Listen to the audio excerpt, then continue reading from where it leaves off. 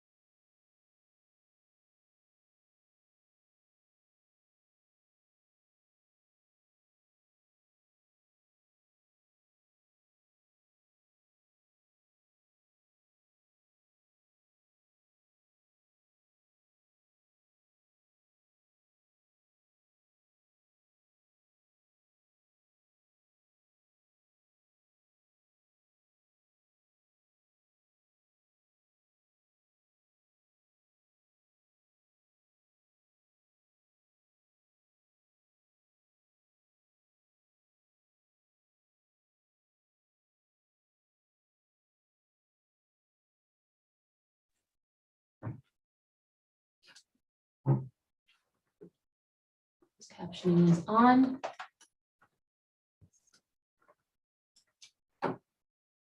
All right, we can begin. Okay, I'll call this meeting to order, 8 o'clock for the Guard Gate District at Loch Lomond. If we can do a pledge of allegiance, that'll go to the front. I pledge allegiance to the flag of the United States of America and to the republic for which it stands, one nation under God, indivisible, with liberty and justice for all. Just want to take a few moments to remember those who made our freedom possible, the veterans, their families, loved ones. Like to also remember our Jewish friends who are observing Yom Kippur throughout the day. And I'd also like to remember Joni Graham's mother, who passed away recently, and as I understand it, she was quite a contributor to the success of this town. My dad made the first directory for monuments, okay? And that's how my mom got a job and ended up being Bill Graham's secretary, Yep. okay? So we appreciate her contribution to the town. Thank you.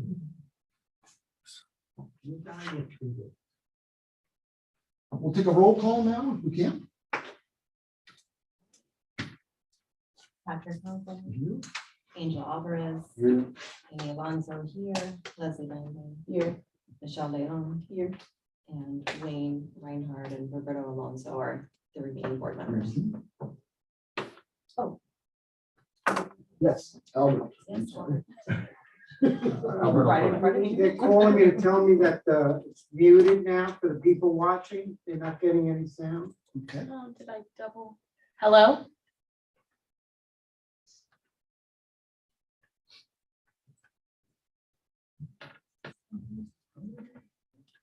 It's unmuted. Okay, it Oh, said but- working now. It's working now? Okay. That was a previous message. Oh, Thanks it for was, bringing that to our attention. thank you. No showing. All right. So the order of business, we'll start with our public comment. Again, this is a Guard Gate District meeting. Issues revolving around the Guard Gate and the gardens and what you see out front there. 3 minutes is the rule. I know there's problems, but I'd love to hear solutions. Those are the big things. So go ahead and open the floor for that. Well, could we, before we open the floor to that, can we have a report from the city about what the situation is with the contract? That'll be part of the agenda. Public comments is the time for the community to say anything that they Well, like to speak on. do we want to back up to the order of business and change something? Leslie? I just don't know how we can say something when we don't know what's coming, and we might have comments based upon what the city is doing, our town is doing. So, are you talking about just general comments Well, we have to have public comments. about the guard? Yes. situation? Would you like to move that something be moved up for the order of business, item number 3? Thank you, Patrick. That's fine. Yes, So if I may, Albert Douglas Steve at 7080 Torfin Place. I agree with what's been stated here.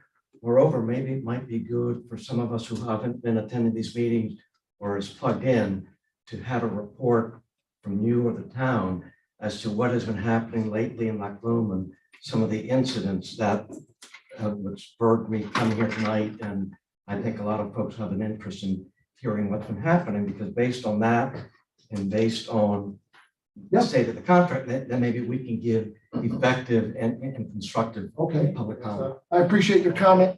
Come on in. How are you? No, you're good. How you doing? If someone from, so we're back to number 3, Order of or board of business. business, and if someone would like to make a motion from the board. I'll make a motion Go to ahead, move up the new business as the next order of business. Second, Agree? Agree. all those in favor signify by saying aye. Aye. Any opposed? Seeing none, the motion passes. So we'll move 6 to 3A. Thank you.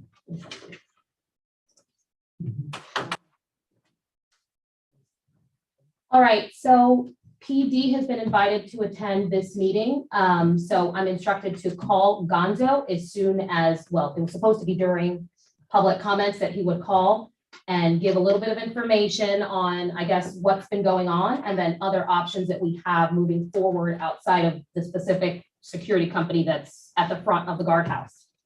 But I can give you updates as far as where we were. I know we received some recent concerns about the state of the vehicle and the level of service that's been given by Kent. I've only heard from the same individual on 2 bases. I think it was after the Lakes meeting last 2 weeks ago. And then again, the following week, he just kind of followed up with the vehicle once they replaced the other one that didn't have lighting, the other one wasn't working properly.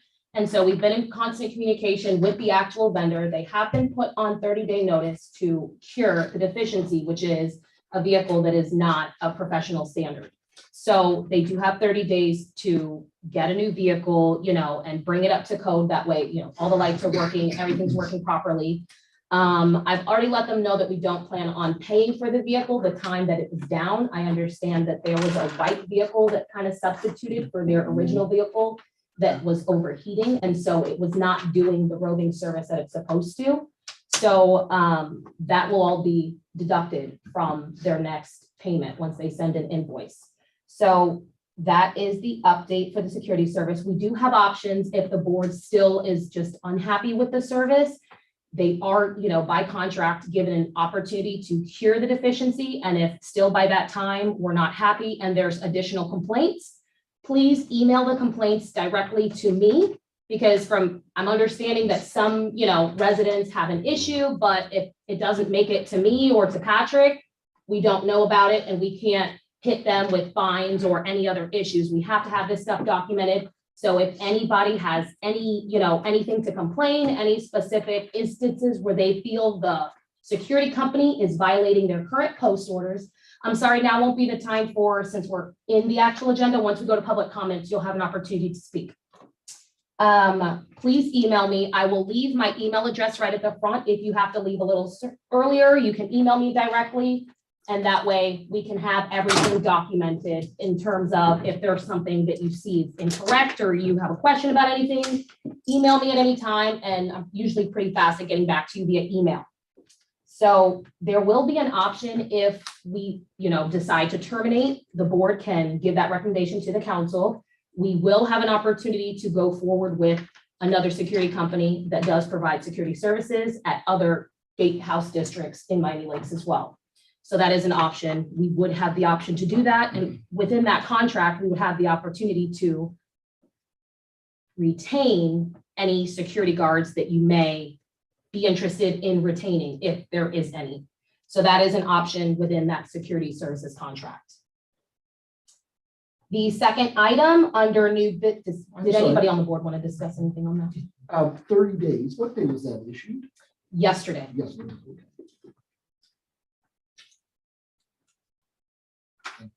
And if they do not cure within the 30 days, then a notice of termination is sent out. So are we doing any interim planning in the meantime that if that happens? That we would be prepared with another Yes. provider? Yes. Okay. We are prepared, and that other provider has been given just a heads up, just in case if this needs to take place, they would be ready to step in. And that is allowed based on our current contract that we have with them at other locations. So Kent would still be our provider during Halloween. Just I'm making a Correct. statement. That is within, Yeah. yes. Anybody else from the board have anything to add to that? And again, we will open public comments later. But this is just for board members. If anybody else had anything they wanted to add or state with that. So we can't ask questions about the contract. Not right now. Yeah, That's fine. sorry. Respect. When did it automatically renew and for how long? The date was July 30th, and that is an option to renew for 1 year. The term of the contract was 3 years. So the 3 years would have ended and we moved forward with the option to renew for 1 year based on our last meeting that we had with budget and everything like that. So that did go out, but still, the town does have the ability to terminate for no reason. or any reason. But we try to make sure that we have plausible reasons Correct. backing that up. So that leaves us basically about 5 or 6 months before the contract actually ends. And how long does it take to do a bid? A request The for town proposals? recently did a bid this summer, actually, and so we did receive updated pricing. If you would like for us to go out to bid again, we can do that again for the same security services. That's an option, and see, what the temperature is and what we get back at that point. And how, do you have any sense of how the prices have risen? Yes, it's risen between 11 and 15% across the board. Okay, thank you. Thank you very much. Absolutely.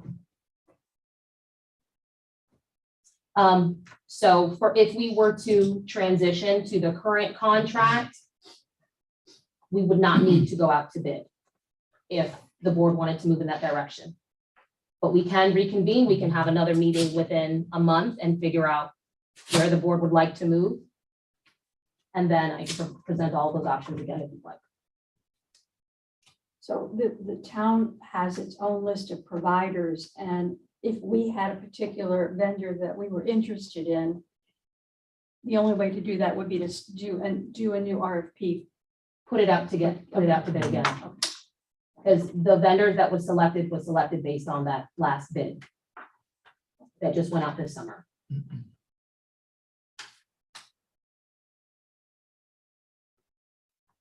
Board have any questions on that? Are not allowed to talk. And then next would be the landscape update. I know we've kind of gone back and forth about the different options with the landscape. And part of the issue with that front landscaping is that it was all on one sprinkler timing system. And so for those of you, I'm still learning about this whole situation, but flowers need more water than hedges do. And as you can see, the flowers at the front do really well, and the hedges have kind of deteriorated from what I've been able to see. And that is because of an overwatering. And so there's been a mold that has grown underneath that mulch level. And so that has attributed to the different weeds that are kind of coming up and some of them dying off. And so the first step for that was correcting the issue, which is what was done and just completed by that last vendor. We've had a lot of issues with our previous vendor, which is why they did not renew the contract. And starting October 1, the new contract, who we've worked with this particular vendor for over 10 years, and they've traditionally done a great job. They now have this contract again. So they have 30 days to bring that front area up to standard. And so they've already gone through a walkthrough with our superintendent to identify the issues and provide us with a plan of action that they would complete within the next 30 days. From what I heard with communicating with the different individuals that supervise some of their company, it could be done faster than that with this company because they're just on top of everything.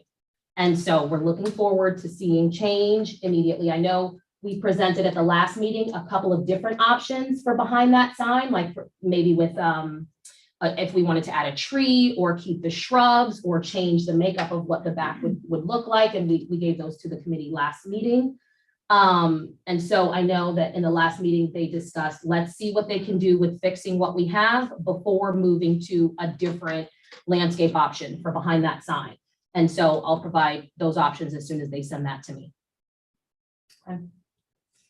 As far as the lighting, I know there was a concern brought up about the lighting at that front landscape, that it was turning on during the daytime and not at nighttime. And so we had the electrical contractor go out and check it out. He assured me that it was working this evening. I actually went out there and it wasn't on at 7. The only thing that I did notice is the flowers are a little high. And so the lighting, it's kind of being blocked by the flowers. Has that traditionally been something that's been an issue? Yeah, it has. It has been an issue. Yeah. So I'm wondering if we need to clear some of the area right around that light so that that light can actually be shining on the sign. If you can, take a look at it when you guys, head back home and let me know what you guys think. I'll discuss also with our superintendent of parks what his recommendation is. I mean, the light is there, it's on. It started at 7. Based on the timer, it says it's supposed to turn off at 6 a.m. And so I'll swing by again in the morning and make sure that it's not on, but from what he said, it is working. I was told that because of the hurricane, there was some power surges, and so the vendor that does the sprinkler timers is going around town to make sure that all those timers are on. So I'll just keep an eye on the light tomorrow morning to make sure it's not on past that 6 a.m. time. Can I bring up another issue of lighting, and that is that Yes. some of our street lights have not been maintained on a regular basis. I tried 3 times to get the street light changed out. Prestwick and Burnside. Yes, it finally when I contacted the town manager, it got done. So it is working now. It is working, and I can verify that. But we have other street lights as well that are not. The one at the park? Yeah. Across from Yep. my Your house. I walk my dog at 6 o'clock in the morning. Oh, in the morning. In the morning, Okay. why you're saying it doesn't go on at night? doesn't go on It at has, night. it has been a black So maybe hole it's the at night. time, maybe it's the timer on that one too, that's kind of, I requested the town manager to look at that, and he said he would have a contractor check it out. What concerns me though is that he claims that the contractor was out the first time I complained and fixed it, but it was never fixed. So, why does he think I kept sending in requests if it's fixed? But there's also other streetlights in our neighborhood that come on early.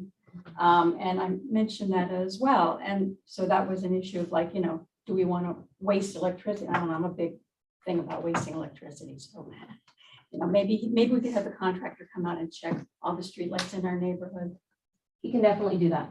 Yeah, I think so. Okay. I think If we you should want be to more- send me a I separate, think we should be more specific with that request, because if it's a timing issue too. you know, absolutely, It's not just checking if they're working, but when they're working. and Yeah, the the schedule. timing of it, absolutely. Yeah. Do you want to just send me an email with the other ones that you've I seen that are out? already had told the manager that the other one that I'm aware of. So Okay. I don't know what action was taken. Okay.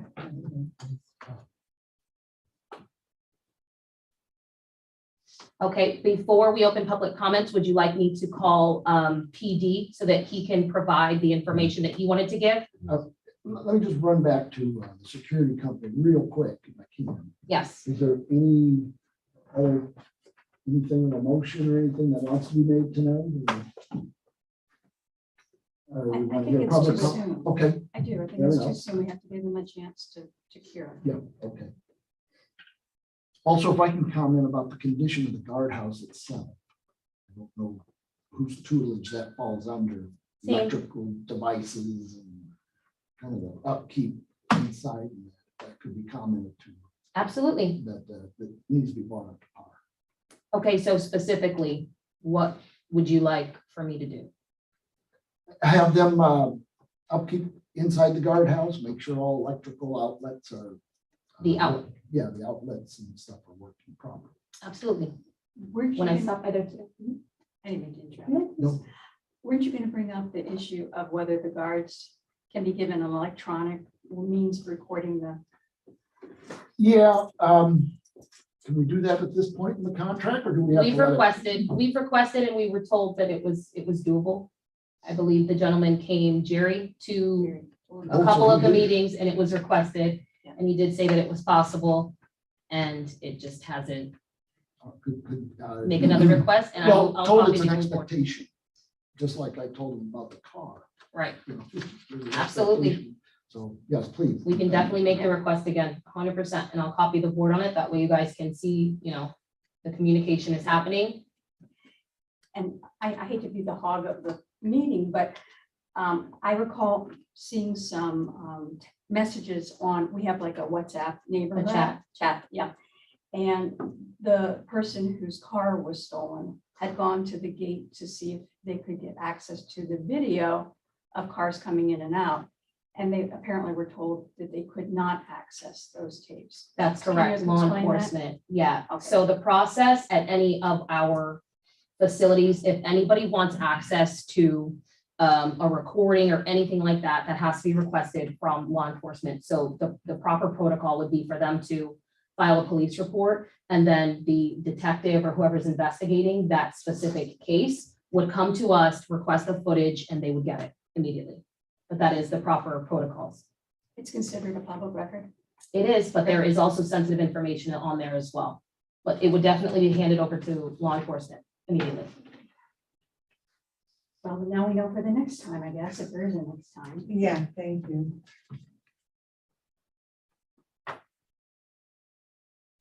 We'll call the officer, please. Are we in public? No, not yet. We're gonna invite the police officer to come and speak to us. No? We're gonna invite the police officer to come, Good. and then we'll do it that way. I'm Sorry. Get on speaker.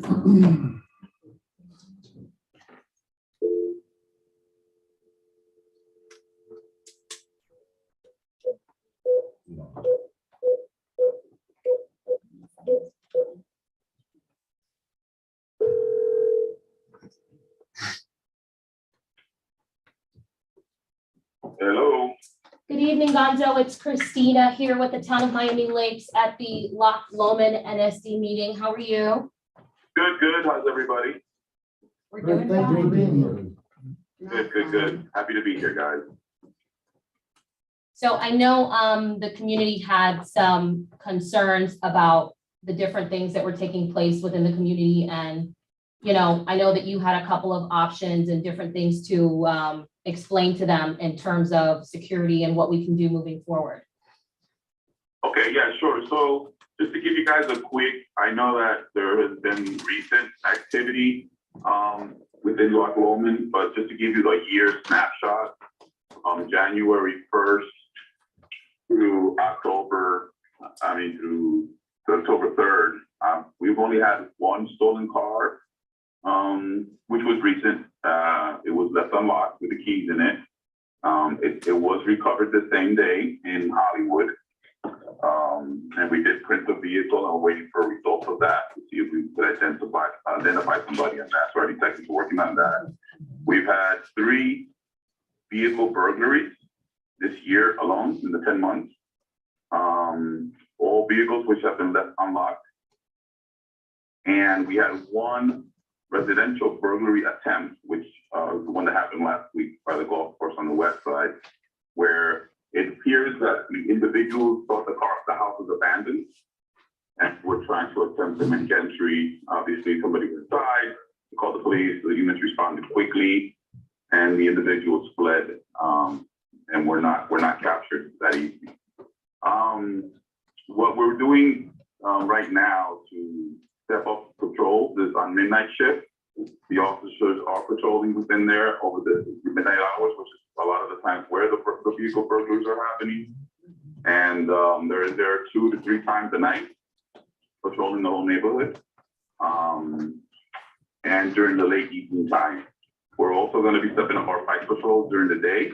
And we also have undercover cars that are working undercover details. We'll be also working and driving through. I drive an unmarked car. I was there today. I also bike patrol Loch Lomond. And we have our detectives that are also working.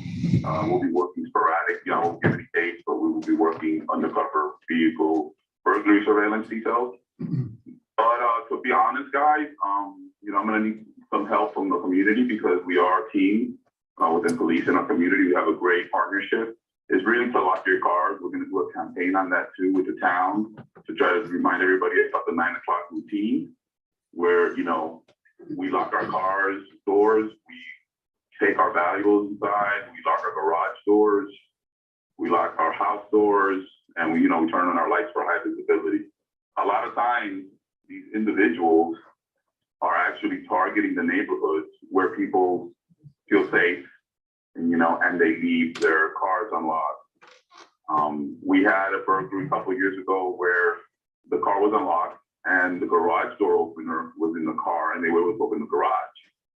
And then the house was unlocked from inside the garage and the individuals were able to get the garage. Just by leaving the car alone, they were able to enter the house. So these are things that, we should be really kind of taking into consideration before we go to bed every night. And that's going to deter a lot because, I have the philosophy from my 32 years of law enforcement that if you don't leave, the cheese out for the mouse, not gonna come because he's gonna know there's no food to eat. If we make it easy and we leave things out, leave the doors unlocked to them, they know and they're gonna come back. So they're gonna be like, oh, this is a great neighborhood, guys. They don't lock the doors there, so it's easy. They're not breaking windows. They're not breaking windows of the cars. So it's one of those crimes of opportunity. They're just walking through, trying to see if they could get anything in a car that's unlocked.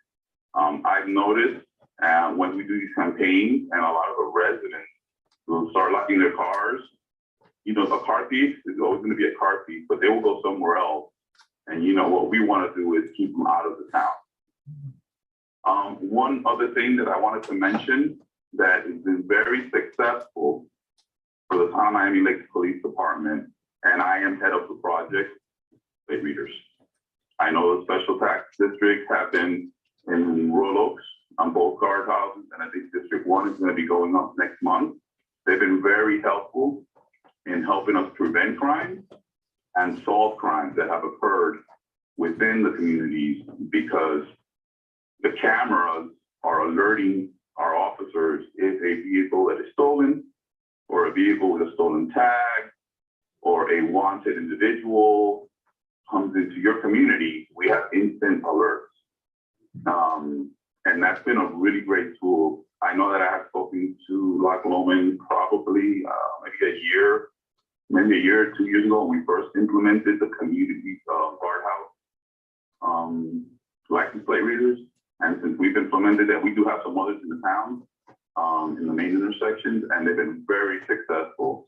I mean, they've helped us identify a bank robber that was wanted for 12 bank robberies in the southeast region of South Florida, Palm Beach, Miami-Dade, and Broward. And they did the bank robbery at Citibank, and a license plate reader was identified the individual. We shared information with the FBI, and they were able to apprehend them and close out 12 bank briefcases. That's one LPR. We've had numerous burglaries also within Royal Oaks, where we have identified the vehicle. One vehicle was a local individual from the town. We were able to identify him and get the car, and we're still continuing with that investigation. So we had a felony car that it was wanted for homicide. They came into the town. Once our LPR also picked that vehicle. I'm just giving you some great stories that are town related, which our officers were able to identify the car, intercept them as he was going into Satori. I also had a meeting with Satori, with Major Wood and Satori last week with their association, and they're very interested in putting the license plate readers into their community. So it's a partnership that's owned, it's with the special tax district. I think you guys are already incorporated with the town somehow, but the other communities that have, they're not, they have to, their associations have to, but they have a special lease program that is very affordable. So it's a great, program. I would ask you guys to really reconsider that. There is a privacy law that license plate reader data is not public record, so nobody can, do a public records request for license plate reader data. And to tell you the truth, guys, it's just it's taking a picture of a tag. There is no personal information attached to the picture. It takes a picture, and what happens is there is a Florida crime information data from DFDLE that basically stores every wanted person, vehicle, boat, plane, motorcycle, and if the tag, when it's captured, matches the data, it instantly sends our officers' laptops, the town officers, an alert saying Loch Lomond, guardhouse, stolen car, just entered with a picture of the car. And then that will immediately alert our officers to respond and try to intercept the vehicle before it does anything bad in the neighborhood, which we have done numerous times already in the last couple of years since we've had license plate readers. So that's a couple of quick stories. Again, I know there's different hesitations about stuff like that, but it's been really good. It's another tool that helps keep the community safe, helps us interact and prevent crime, and also solve crime after the fact. With that, I'll open up for any questions. Yeah, Public comment now, or this is just ask questions? This is just questions for him. Mhm. Yes, isn't it true that most of the robberies are done with stolen cars or with stolen license tags? Correct. Yes, most vehicles that are used. Do we have some that we noticed that don't? They're either hiding the tag because they own the car and they're just brazen like that, or they're hiding the car around the corner. But the thing is that, yeah, it's not in front of the house, but then we catch them leaving through the LPRs because we have a video of the car parked down the street from a ring camera, right? And that's how we put it together. And then we have the same car leaving through the guardhouse, hitting the license plate reader 1 minute later. So we were able to tie the video to the license plate data, and then we're able to identify vehicle. That's one of the ones in the town that wasn't stolen, as a town resident that did I came out in the, if you guys look at the resident page, the town ambulance resident, where there's a green Porsche in the driveway and it's like a white Camaro, seen in video, we were able to identify that vehicle. And we didn't have a tag, but we, through video and license plate readers, we were able to match that in the investigation. But yeah, I worked in the robbery intervention detail for 9 years in my career, which all we did is target robbers, carjackers, stolen vehicles that were used in robberies. One of the biggest things with us is try to intercept them, right, before they committed the crime. So the county, we used to have license plate readers portables on our cars that sometimes you see the police cars that have like cameras on them. Those are license plate readers. And we will be driving around scanning, looking for stolen cars. Because obviously the stolen cars are the vehicles that they're using because it's a vehicle that belongs to them, you know, or they're switching tags on cars and they're using stolen tags. And all that data is captured by a license plate reader and immediately identifies our cars. So that's why honestly, the license plate reader, that program, just in general within the town and within, it's been very, very successful. We were able to apprehend a lot of criminals before they committed crimes, and we were able to solve a lot of crimes after the fact. Thank you for that. And we have another Yeah, question. I have a question. Beto Gomez, I live in West Prestwick, right across the home that the car was robbed. So Right. it's a two-sided question. Number one, on my surveillance camera, you could see a vehicle like around 3 o'clock in the morning that kind of was cruising the street very slowly and backed up. So my question is, number one, does security not have an obligation if someone is driving into the neighborhood at 3 in the morning for you here to see? Because I know when my son was coming in and living with us, he was constantly stopped if there was a call, if he was coming in after 10. So I'm wondering if that took place. And secondly, doesn't security also have any sort of protocol if one car comes in and 2 go out, kind of raise a red flag? Right. Well, I don't, you know, we don't manage the security companies. I don't know what their protocols are, but this is the problem. It's a public road and anybody can go in. So they don't even have the right to challenge you. So it's not a community as private where you say, excuse me, what are you doing here? Can you come in here? The security company, you don't even have to roll your window down. You pull up, I pull up all the time. And I'm checking to see if the security is writing my tag down because I keep my windows up. I drive an unmarked pickup truck and I test them. So I'm watching what's going on too, but they do take my tag down, but that doesn't do anything. The license pleader would tell us it's a stolen car right away. And what happens when the security guard has to go to the restroom? He's not there to take tags down. And all human nature, I'm not saying that this happens, but what if the security guard's tired and makes a mistake and is half asleep, you know, which could happen. And there's a lot of things, not to say that happens, the security guard isn't, but the LPR doesn't sleep. It doesn't go to the bathroom. It doesn't turn off, you know, unless there's a major power outage, like the whole neighborhood's off. It's battery powered, it's electric powered, and it's on cellular transmission. And it's capturing every single tag. It goes in and out. If you have we have that set up. That's what we would want, a camera, one camera for in, one camera for out. That way, yes, that's right. The security guard might not be putting two together. How do we know that one car went in and A resident didn't pick up 2 different residents came out just coincidentally, or he picked up a friend and said, hey, come on, we're gonna go out tonight, let's go. And he leaves with another car and they're friends. You know, it's hard to put that two together. But that's the thing, I'll give you that's a perfect thing that we look for. So I'll give you a perfect example. The car that got stolen with the same thing that happened in rural Loch with the white Camaro and the green Porsche. We would have had that video.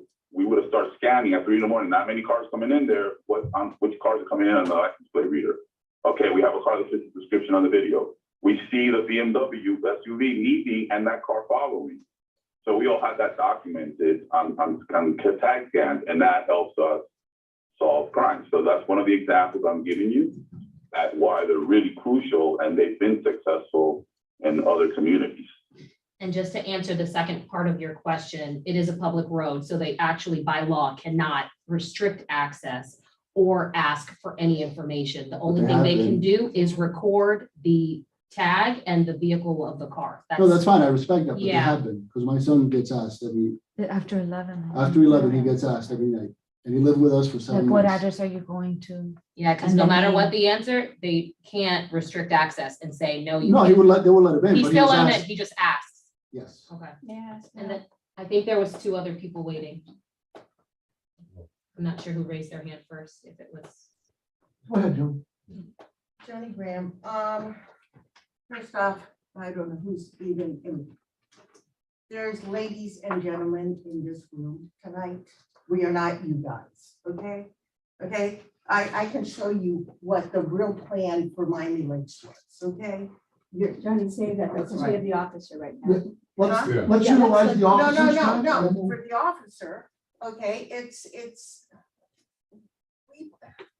I went with Dorothy, when we got the guardhouse put in, okay? This is, we're not dealing with things, we have let everything go down, it's like the bridge that fell down. We're not making anything better, we already know what the problems are. Do you have a question for him while he's on the line? Do you have a question for him while he's on the line? Yeah. Where is, I mean, He's it's, suggesting something new. I know, no, that's true. Yeah. Thank you, May- Leslie, may I and ask that'll one- help me, Leslie. Yes, I help me. think he also has a question. No, It's he's his not done frustration, it's just, I've lived here, I've watched it, we're not getting anything better. My question, Go ahead, no, please. my question is, talking with one of your officers, he had mentioned that there's 4 of those cameras now in Miami Lakes. Is that true?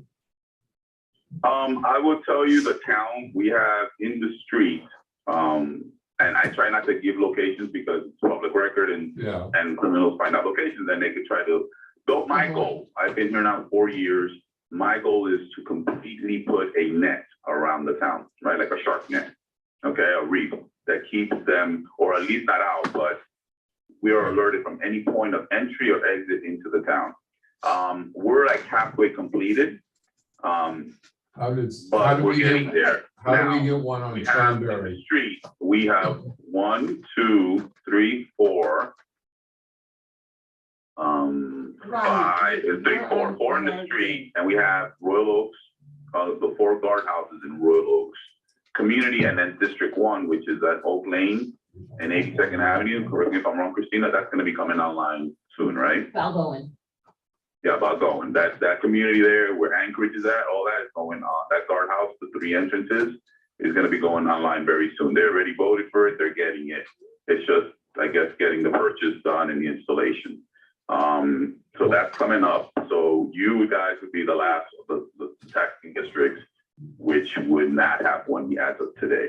What do But we- we are gonna be putting up on 87th Avenue, the entrance to the exit to the Palmetto, 67th Avenue, 57th Avenue, and 150th Street there by the airport, 60th Avenue, 138, 82nd Avenue, 170th Street. Every entrance and exit to the town is gonna be covered by the license plate readers. Now, you asked, I get this question a lot, so I just want to answer because I might get this question. Well, why do we need license plate readers in Loch Lomond if the whole town is going to have a net around it? And I'll tell you this, a car comes on 6-7 Avenue, our officer is not there at 6-7 Miami Lakeway North. It gets alerted by the fire station there because we have a license plate, we have a license plate reader there. The officers are responding to the 67th Avenue area, but he turns off on Miami Lakeway North, he makes a right. And then he makes a right in Turnberry. Now, he's coming into Loch Lomond and your LPR gives us an update alert. That's very crucial because we've gotten them coming into the town, and then when they come into Royal Oaks, we get an update alert. Now we know where they are. It's localized, and there's only one way in and one way out. So that's when you send the hounds in to catch, the bad guy. Okay, And that's I'm how going we back get to them, my and that's, question. we saturate, Guys. Loch Lomond, our officers would all respond, because now we have an update point, you know? So that's very important, because I had this discussion with the McGowan community, HOA, when we were talking about it, they're like, later, they're like, well, you're getting them for the town. I'm like, yeah, but if they come in, you know, off of 87th Avenue, come over the bridge from Hialeah, and they make a quick right on Commerce, then they're going into your community. Now, we don't know if they went straight on 8 North on 87, or they made a left towards Father Bowman. But if he goes into your community, we get an update ping, and now we have a localizer, and we know exactly where they're at. And those communities have restricted entrance and exit, so it will be hard to not, you know, not to escape from that.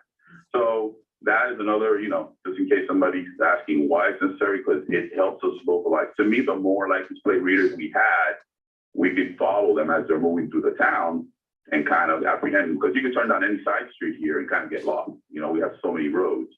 So it's easier, and, you know, for our officers to get more like an update, or, you know, another ping, as you would say.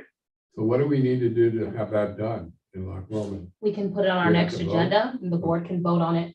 I'll get updated pricing and present it to the board at that next meeting. I get very emotional over things because I've lived here too long, but you guys, when I walk my dog, the police officers are doing their cardio as they come through the neighborhood. They don't even stop and say hello to you, okay? This is ridiculous. Well, I think because their officers have a lot of cardio. to do. They're trying to cover as much ground. I mean, you can only go so fast on a bicycle, but that's why they're on bikes and they're not in cars.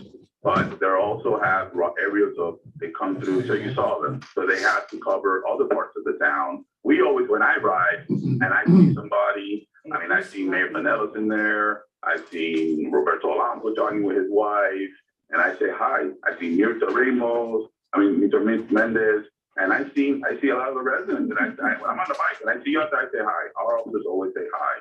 You know, for the most part, if you're out there and we see you, you say hi. You're calling me a guy. But we're also trying to cover as much ground as we can in the town. You know, because our officers like do the schools in the morning. So those officers ride bikes, they do all the school details in the morning. Then they do their bike patrol, and they go to lunch. Then they do bikes again, and then they do the afternoon dismissal in the schools.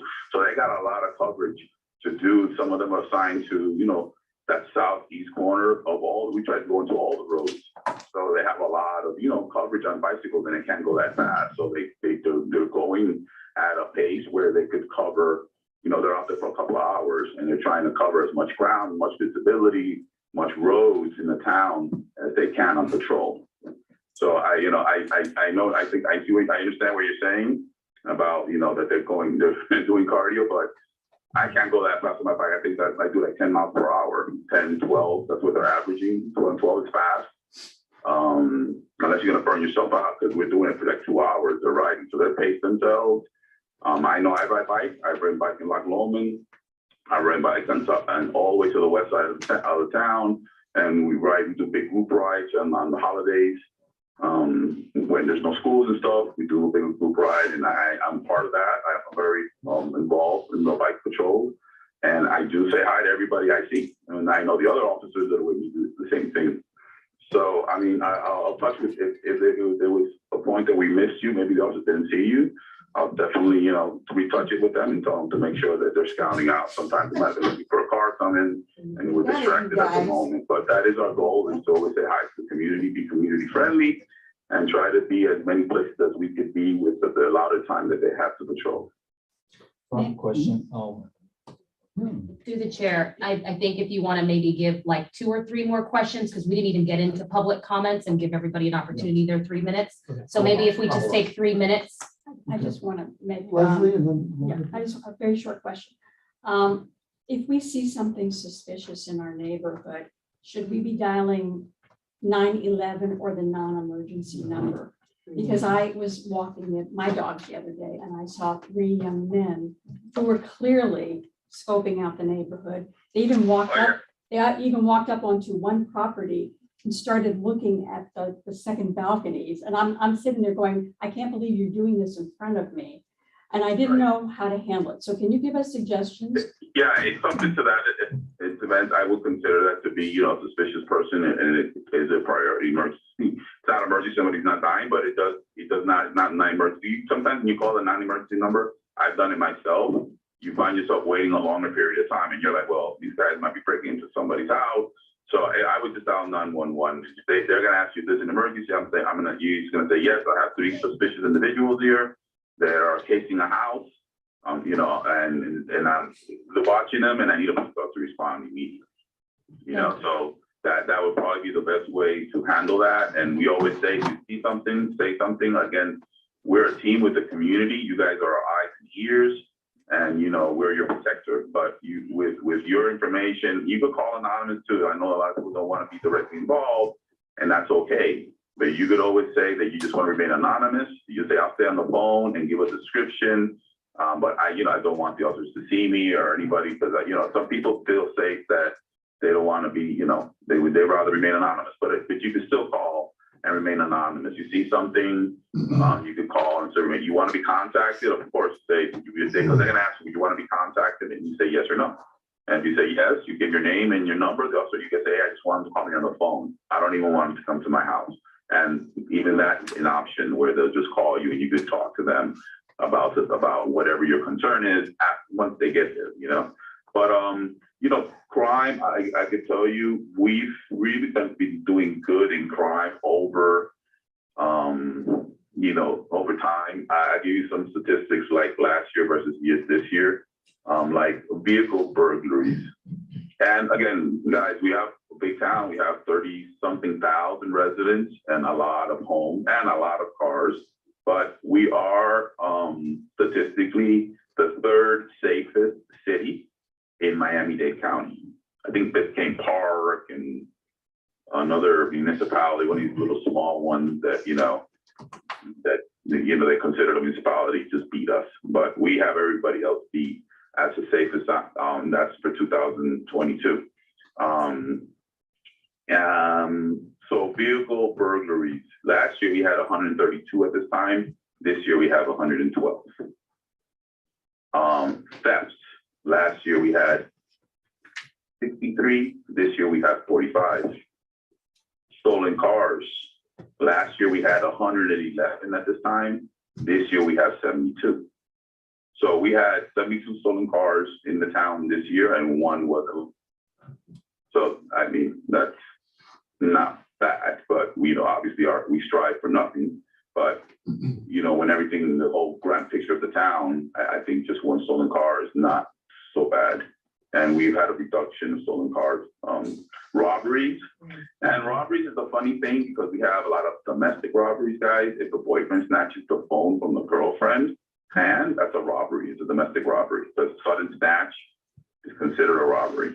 If she complains and makes a report. Last year we had 12 robberies in the town, and this year we've only had 3.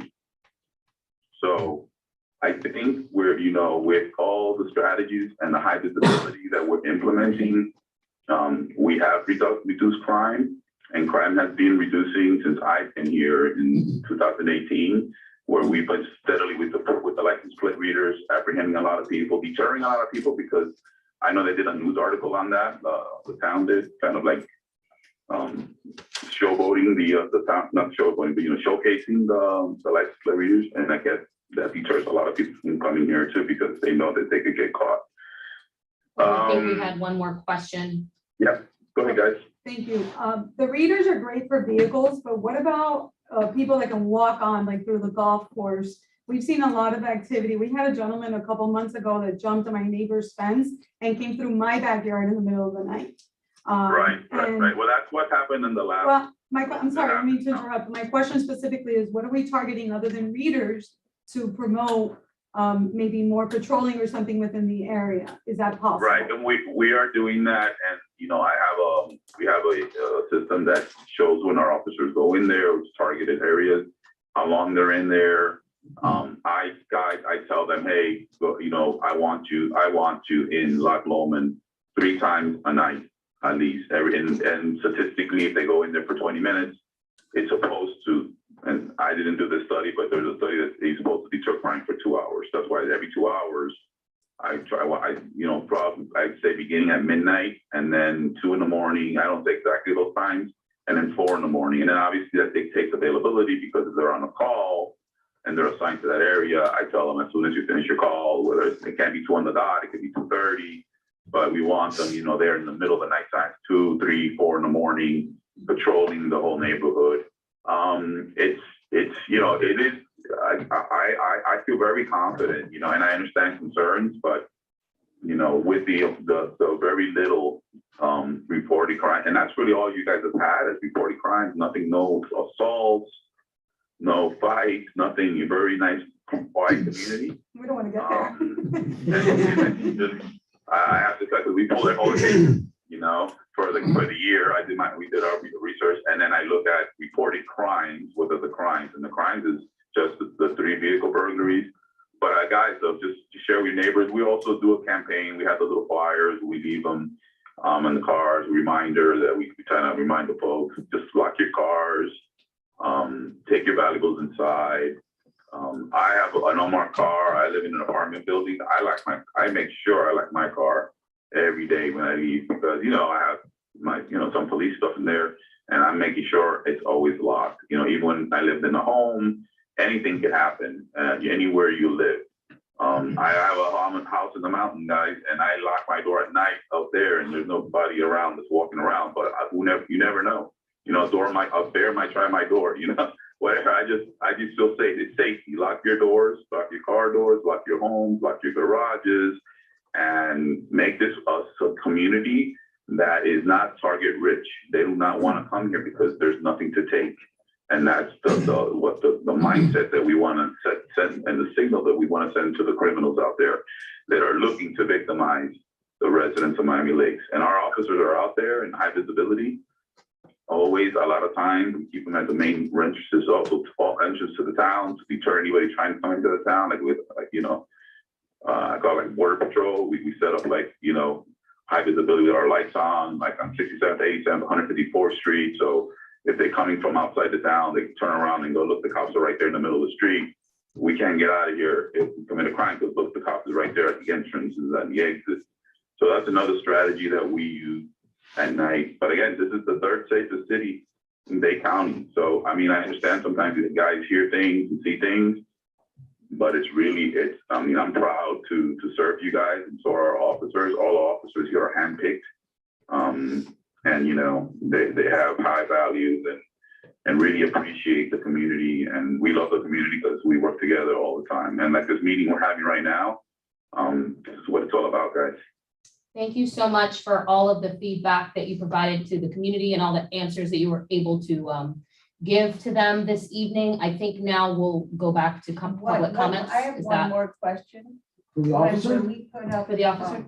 For the officer. Sure. When all these apartments are gonna be built on the golf course, who's gonna patrol all your backyards?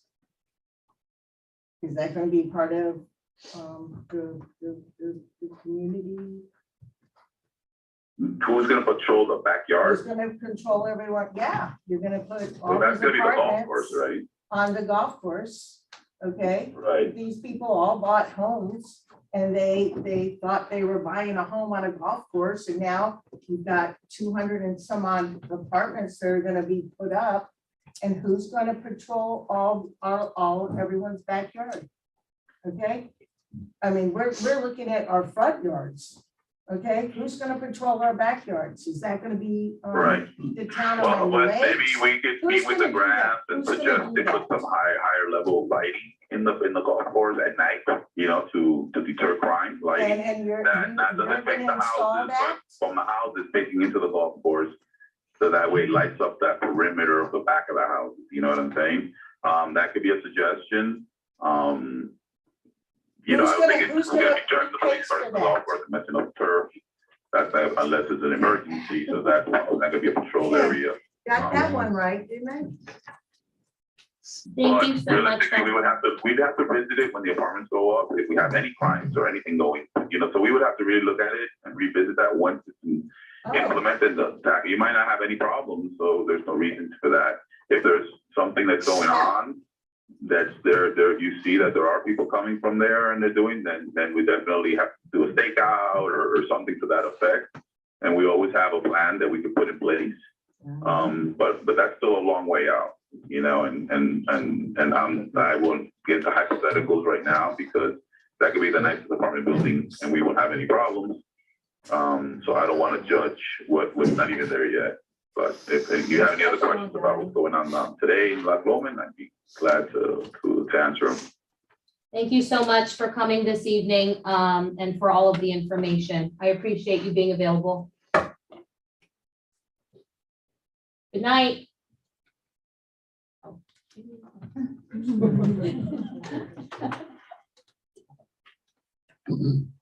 And so now, Okay, so we'll open up the public comment. Again, 3 minutes per person for consideration and also, yep, we've identified a lot of problems. Love to hear solutions. should we go in order like that? Or do you want to start? Whatever you want. Yeah. He had his Go in- hand up, so, but I don't care, however you guys want to do Let's it. just go in order. That way we don't miss Alright. anybody. Do you have Please something? state your name and address for the record. Okay, so Becca Pomeas, 15925 West Presswood Place again. I've been a resident of Loch Lomond going on 21 years. My concerns more than anything, as I've already echoed, the attempted break-in was in Presswood. The car that was stolen was in Presswood. And the gentleman that was seen in the backyard was in Presswood, and I live in Presswood. So obviously I have a concern. What is the security company responsible to do? I know that when we renewed their contract 3 or 4 years ago, in order to cut costs, one of the things that was proposed was that the security guards do not make rounds at night. We were going to get the town of Miami Lakes to provide police, and that was a way to reduce costs. Again, like others have said, I'm not really active in the board, in the association. So I'm not sure where we are with that. So I just want to kind of get an understanding, especially if we're looking at potentially either renewing the contract with the existing company or looking at someone else, so that we do a better job of patrolling the neighborhood, especially at night, identifying potential problems. I live next to a home that's been vacant now for going on 3 years since COVID. So the fact that that home sits vacant, based on the officer's comment where they thought the house on the golf course was vacant, somebody could easily, break in there. So that is a concern. And I just want to bring it to your folks' attention. So at the time that we talk to this security company, where their responsibility lies and what are we going to expect from them going forward. I assume you got all that, right? Yeah, All right. the computer definitely got Okay, it. good. With a minute to spare. Very good. All right. See that? The next individual. Sir. I just joined Loch Lomond. I live on 6825 Glen Eagle Drive. It's been about exactly a year that I moved in, and I've already had someone try to open my door with a screwdriver. That's not one of the reports that he talked about. I did speak to the guard. He took pictures, everything you could think of. Not only that, but I live on the lake. So she spoke about the golf course, but on the lake, I've been working late.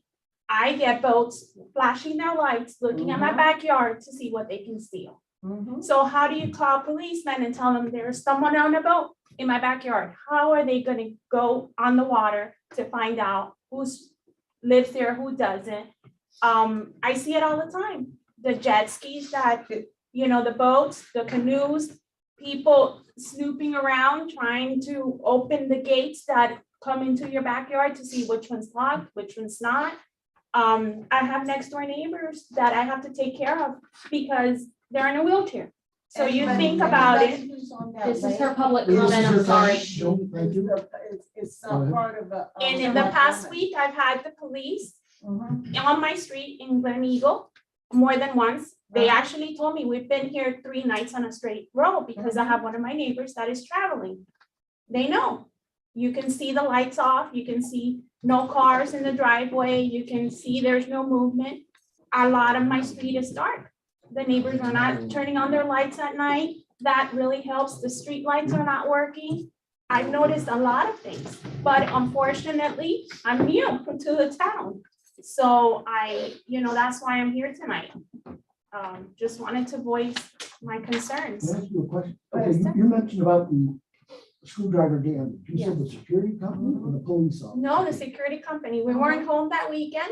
We get home and we see like the wood all, you can tell it was a screwdriver. Right. And unfortunately, we've had a lot of work being done, remodeling, and we know it was one of the workers. They were looking at our house. You can tell on the ring, you see our house, you see, but what are you gonna do? You weren't home, they didn't break in. What proof do you have? Unfortunately, it is what it is. But there's definitely things going on that, maybe we don't discuss or we talk about. But I fear we're young, but I have elderly that live next to me and they depend on us to, maybe call the police or, look out for them. So unfortunately, we have to talk, we have to communicate. I've called the police because I've seen people on scooters looking at the houses, like she said, looking at the balconies, the houses that are maybe people are traveling. Not necessarily are they in a car. So the tag works perfect. But if they're on foot or if they're on a scooter or even on a golf cart now. And if you're on That is that for 3 waterway, you are not part of Loch Lomond, okay? If you are part of, when we've had alligators and everything else. Would you like me to start your 3 minutes now? Yes. Or do you want to wait until it comes to you? No, Now? Now? Sure. Okay. But that is not part of Loch Lomond. That's what I'm asking about the golf course. That's anyone who lives on the golf course. Where is your protection gonna come? I live on that waterway, Loch Dune and Loch Ness, okay? This part of the Biscayne aqueduct system. I can call and I can't get service from Miami-Dade. Okay, and that's where you are. You're not gonna get any service. They can come in your back door, just like when I'm talking about when you put all these damn on the golf course. No, it's gonna come every way. So everyone have fun with your protection. And I'm not a guy, I'm a girl.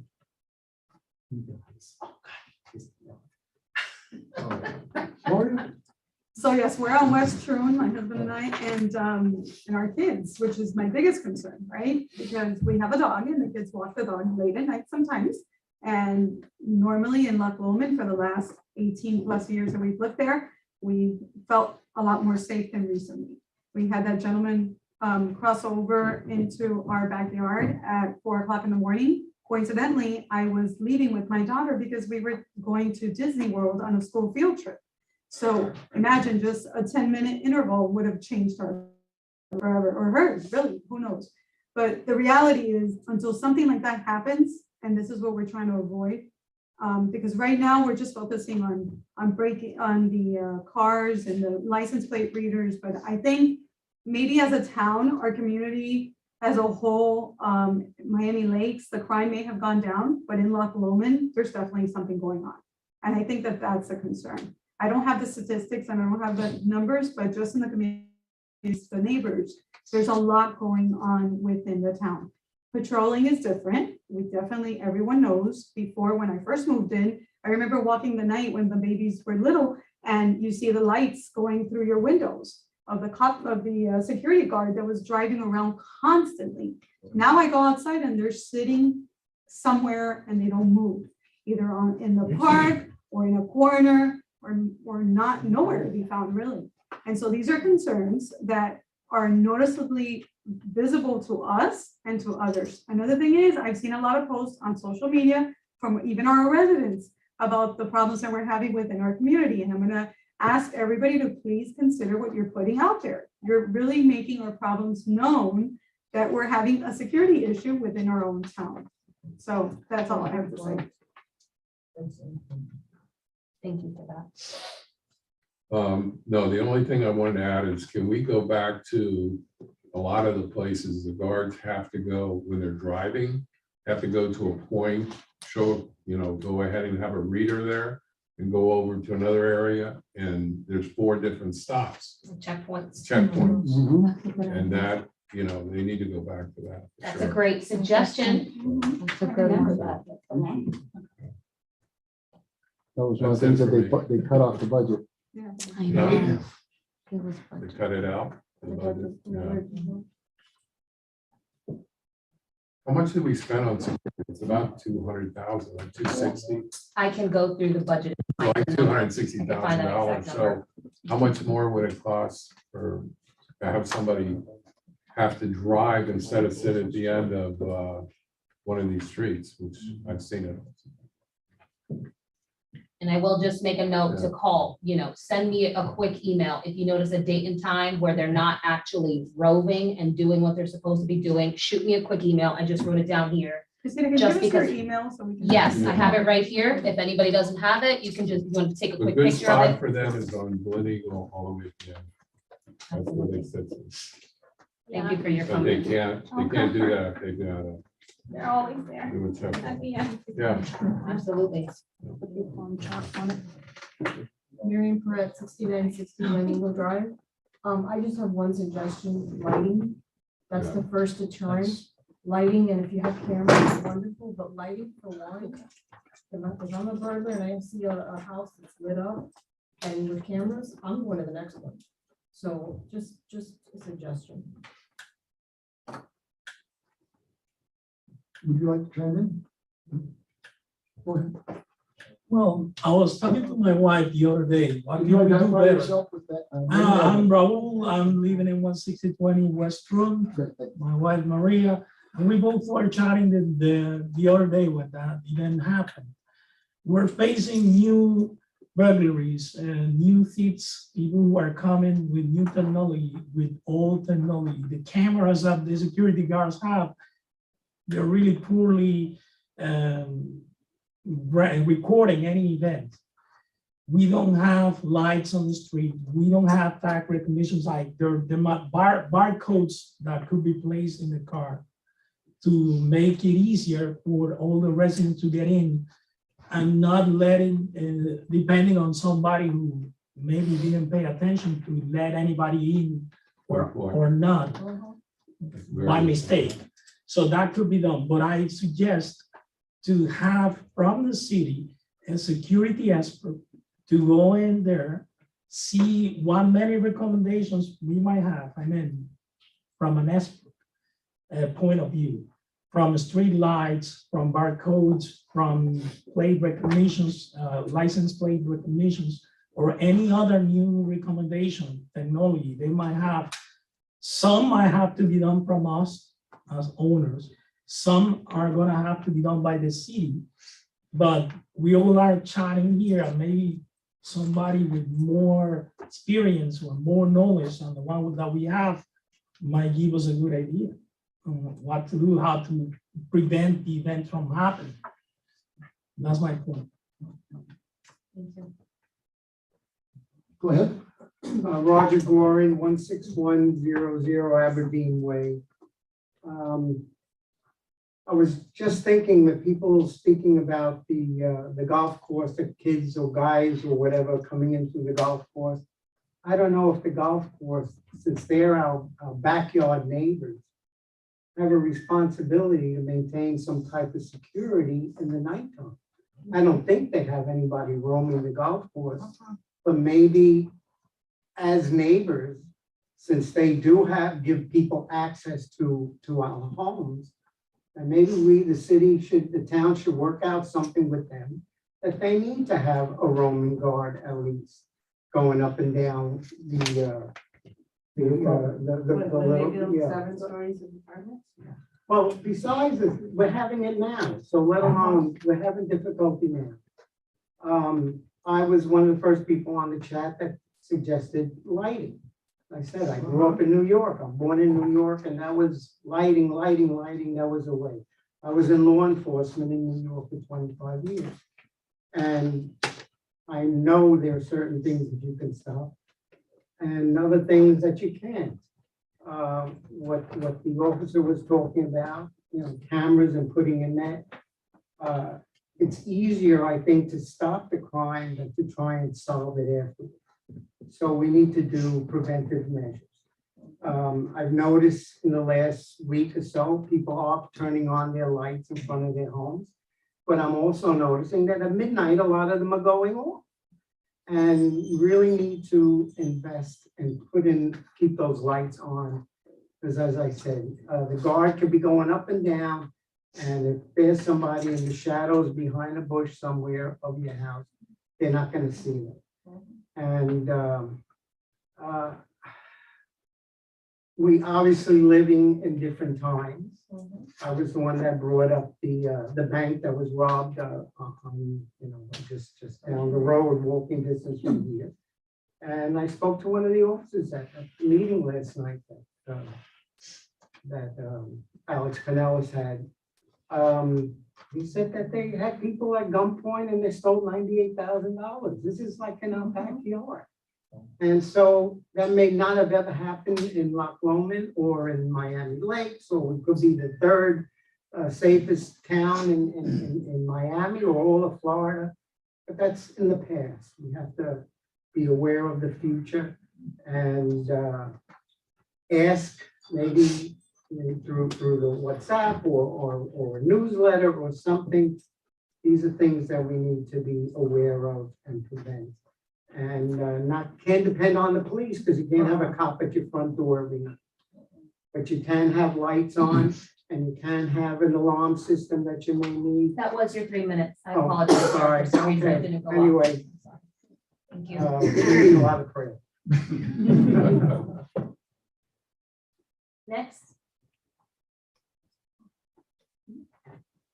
I'm Eugenio Ochoa, 160-105 West Presswood. I think those, what I've heard, they're great suggestions. But I think there's a little deeper concern. I've only been here, this is gonna be we're going on our third year third year living here. It's a wonderful community.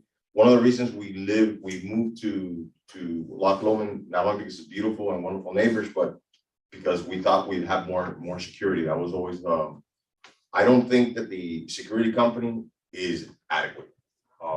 They're just not. They're nice people. I like them, but as a security company, I don't see enforcement. I don't hear that there's any action on anything. Of all the things that I hear on the chat, it's always, oh, so-and-so wasn't here, they hit a car, they did something else. And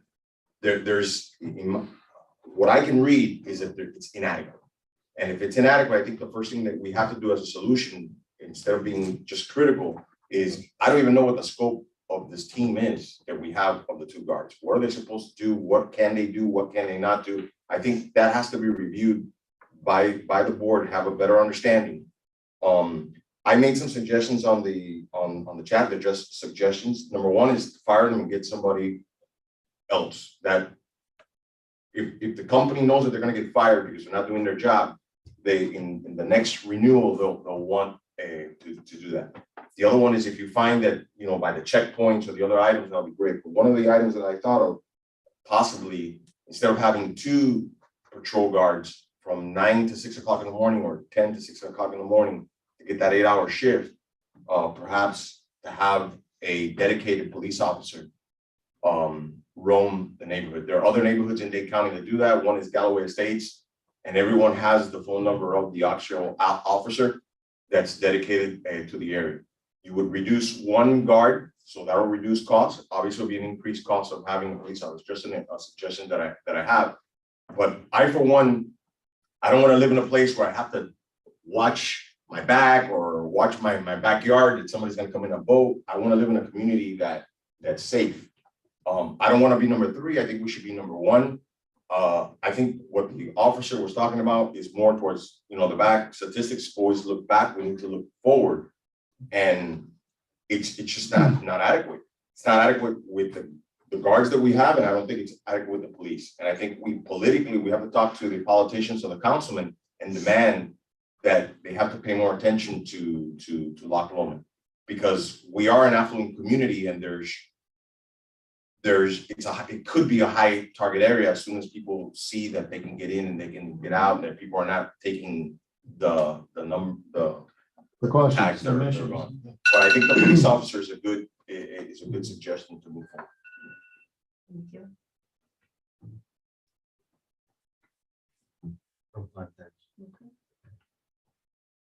Oh. I've been in the neighborhood for 35 years. And there's an awful lot of good information. And it all comes down, at the end of the day, is cost. We're paying $2,000 per household a year. We're getting what we're paying for. And don't ask me to pay for a policeman. Because I have the policeman down the street, I can call them. It's my responsibility to keep my cars locked. It's my responsibility to keep my doors locked. It's my responsibility to take care of my children when they're outside. My dog and everybody. And of course, the policeman that sees me, I'm taking care of my neighbors, because that I know who they are, I know where they live, and if I see anything, I call the police. So there's a responsibility that we have to take on our shoulders. And the other thing, if they're costly, I know a policeman could cost $160,000 a year additional. We're paying a total of 300, we better have that. 300 some odd $1,000 to the security company. And they cannot get into your house. They don't carry guns. They cannot save you. So that's what we're paying for. And we know that. The streets are public. Anybody can come in, anybody can leave. We knew that when we bought. It's our responsibility. So yes, an awful lot of good suggestions.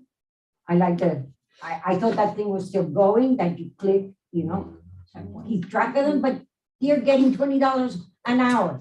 They're getting measly salaries. This is what we're paying for. I'm willing to raise what paying in the neighborhood service. I am. Yes. I am. I am willing to.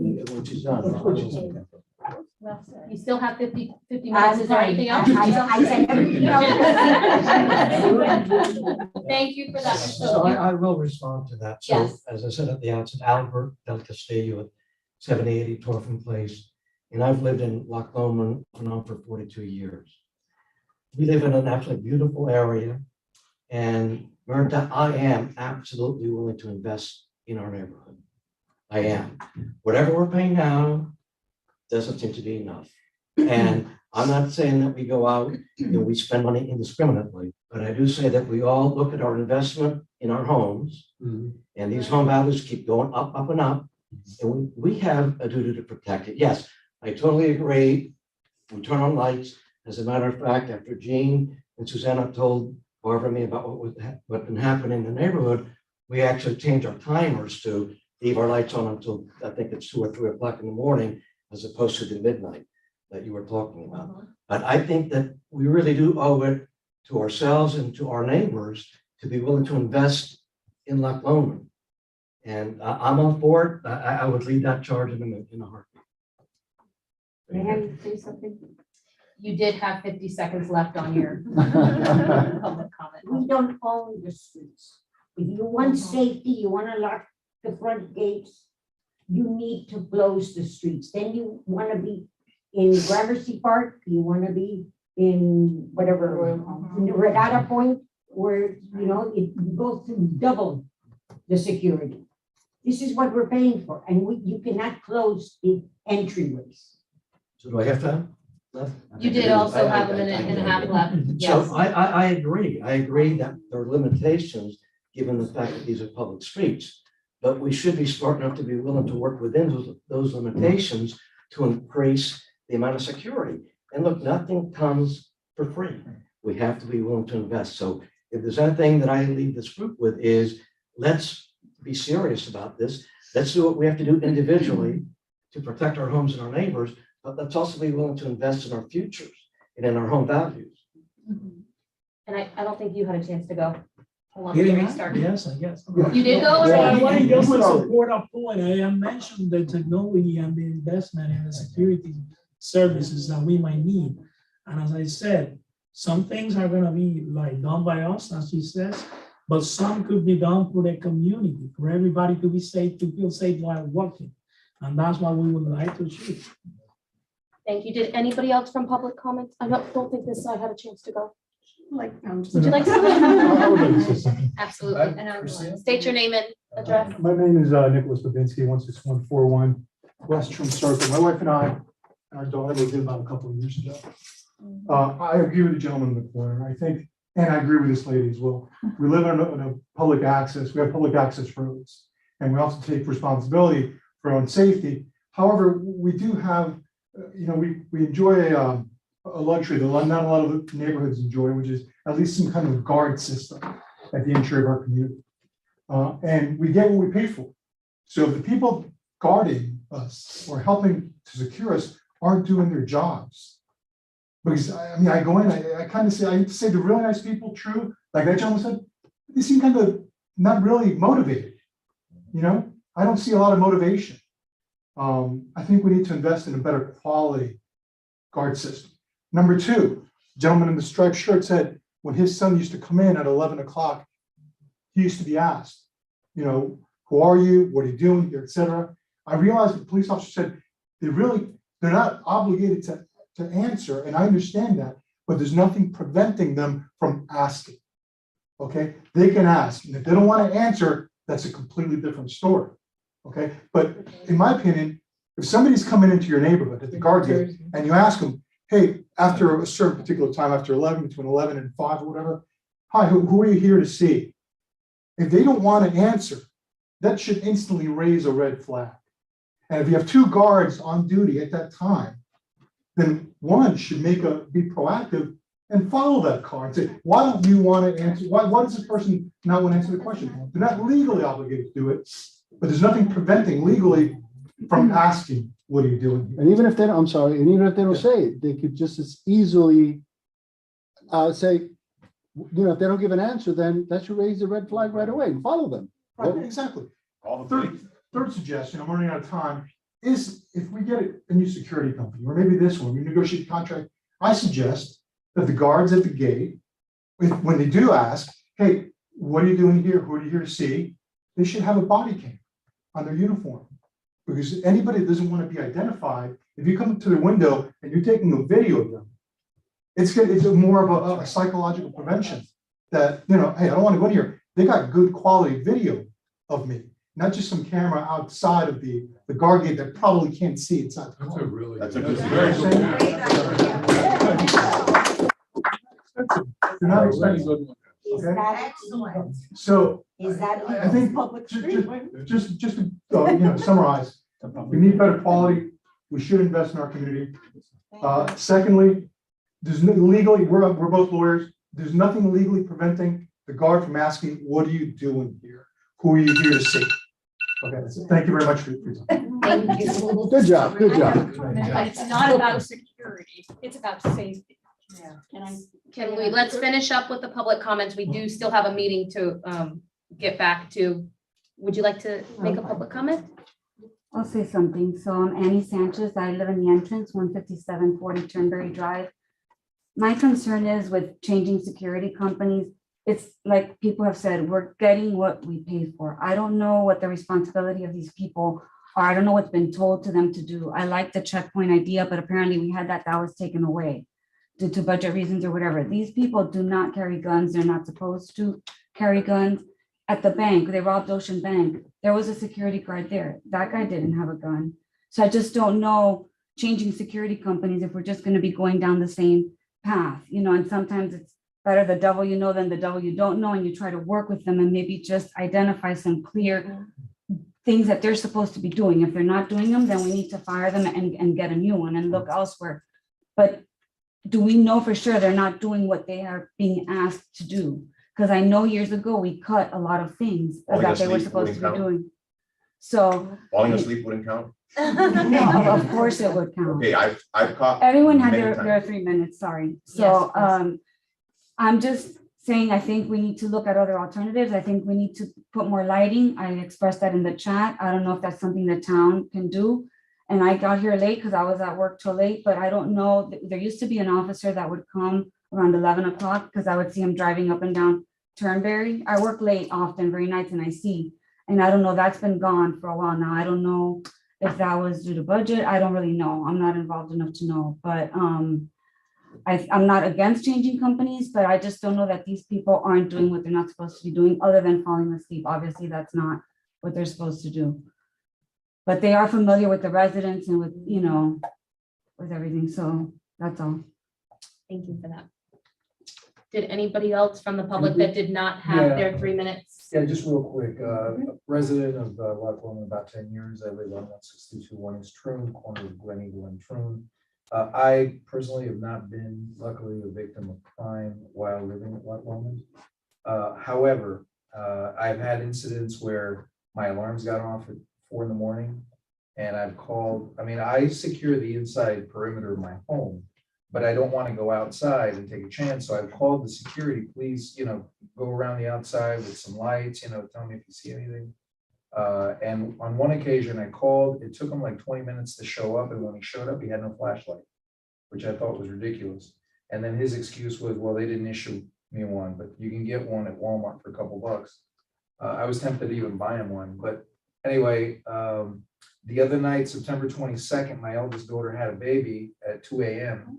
And I didn't get home until after 3 in the morning. When I was about 50 yards away from the gate, I know you can't see my little triangle sticker on my truck, and they were already bringing the gate up. So I actually intentionally stopped. I rolled down the window. I said, good evening. I said, my daughter just had a baby. You know, and then, I didn't think she understood what I was saying, but she just let me right in. But she saw the sticker when I was up at the gate, but she opened the gate at least 50 yards away, at least. That's on one occasion. And it's happened in other occasions where, again, I mean, they'll see me. I mean, if it's a day crew, they know my truck. But the midnight to 6 a.m. crew, well, I don't even know these faces for these people. As far as lighting in the neighborhood, that park is like dark. Yeah, the park is dark, right there on the corner. That needs some more lights. I, for one, am taking personal responsibility and having an electrician come in tomorrow. And we're gonna add some more lighting to the back of our home. And we're actually upgrading our surveillance cameras. I just installed a new Ring doorbell as well. So, I mean, I'm making my own security, right, for my own perimeter. However, you know, there's only a handful of people here. We have 183 houses in our neighborhood, and some people aren't even on the chat, so they're oblivious as to what's happening. And so we're going to continue driving around the neighborhood and seeing dark houses and just people that are just leaving their cars open, and crime may continue to occur. So I think awareness is important. You know, maybe have more participation from the neighborhood. Not to create a crime watch unit, you know, because I know nobody's going to go out there, you know, doing this stuff, because that's why we pay a security company. But I think better training for the security company, because there's no reason why they shouldn't have flashlights if they're doing the night shift, number one. And number two, why they would not ask us where we're going, because I was at a meeting once where they said after 10, where are you going? Yeah. And the roving guard was supposed to follow you to make sure that you made it. I don't know what happened. So, time's up. Does that conclude public comments? I have a few seconds. I have a second car. You actually used all of your 3 minutes. I have a second car. If we want to get Through those the chair, would you like to? Thank you. I know. And we could all do a community. We'll move into old business. You have minutes from the last meeting to approve, or? Yeah, they're on there as well. Okay. The only thing I'd ask is just following the last name. One letter too many. Okay. What are Are we addressing Halloween at all at this point? Well, that's what I was going to talk about. It's not on this agenda to discuss Halloween. I I'll don't do it know in if my the next report. HOA will be included in it in the next HOA meeting. My report, I'll mention. In your report, he said he'll mention it in his report, in the president's report. Right. Moving into my report, one, Wait, congratulations. we didn't approve the minutes. Was there any other alterations to the minutes from the last meeting aside from the correcting your last name? I moved the minutes. The Second, Boy Scouts remain with what we were gonna do. I think he found another solution. He did. does her motion have a second? Second. Second, all those in favor? Aye. Any opposed? The minutes are approved. So now it's your. Okay. Well, I want to congratulate you on being a new grandparent. Thanks. Congrats. All right, Halloween, we did secure a off-duty police officer for that night for our community. And we'll be having an extra security guard for that evening. That's for Halloween night. Okay? Yeah, the night before, yeah. So. Can I add one thing?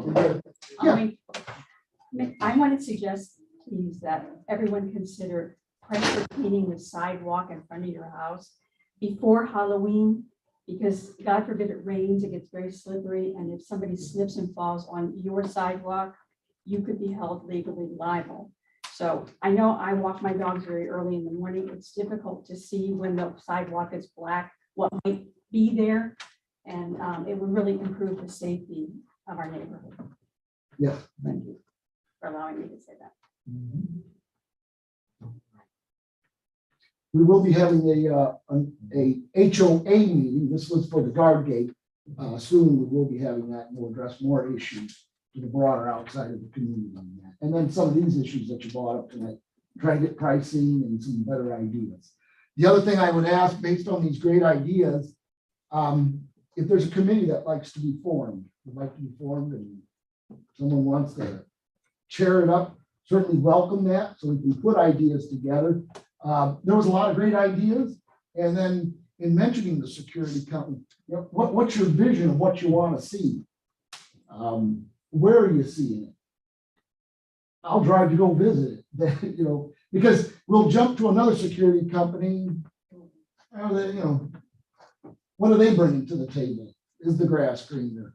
But if we kind of have some speculations from a community of what we expect this security company to look like. I want to say something. I have really good security system in my home. And ever since the incident of the last incident we watch those cameras all day long, and the security does not go by West Prestwick from like 12 midnight all the way to 6 a.m. Weeks and weeks and weeks, and there is no movement, and there is no security that comes in front of the home. And my system will alert when there's a car that moves and comes down that street at every single point. From one point of my home to the other, I have like sensors, and there is no vehicle. And very important, I'm glad that you said that, but please report that. Please report. A lot of you mentioned different instances where you see potential deficiencies with a company. I will send out to whoever is interested and wants to see the actual post orders for what they should be doing day in and day out. I will email you a copy of it. Just send me a quick email and say, please send me the post orders. I can send it to you because yes, I go and I do my inspections and I drive through, sometimes in my personal vehicle, sometimes in the town vehicle, so they may know I'm coming and, you know, do the thing as it should be. But with 185 or however many other residents live within behind those doors, you guys have the 24-hour access.